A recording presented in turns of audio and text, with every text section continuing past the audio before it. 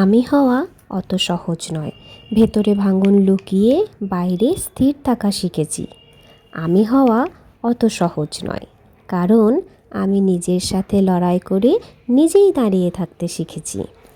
আমি হওয়া অতটাও সহজ নয়, সবাই আমার হাসি দেখে, নীরব যুদ্ধটা দেখে না।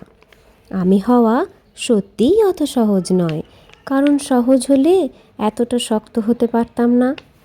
আমি হওয়া অত সহজ নয়, নিজেকে হারিয়ে আবার নিজেকেই খুঁজে নিতে হয় প্রতিদিন। তাই সত্যি আমি হওয়া অত সহজ নয়। তাই আজকের আমিকে ভেঙে ফেলা অত সহজ নয়, কারণ এই আমি গড়ে উঠেছি বহু না পাওয়া না বলা কষ্ট আর নীরব লড়াইয়ের ভিতর দিয়ে। এই আমি একদিনে তৈরি হয়নি, ভাঙতে ভাঙতে হাঁটতে হাঁটতে আবার নিজেকেই জোড়া লাগিয়ে আজকের আমি দাঁড়িয়ে আছি। যে আমিকে সবাই আজ শক্ত বলে, সে জানে এই শক্তির পিছনে কত রাত নির্ঘুম ছিল আমার, কতবার চুপচাপ চোখের জল মুছে আবার হাঁটা শুরু করতে হয়েছে।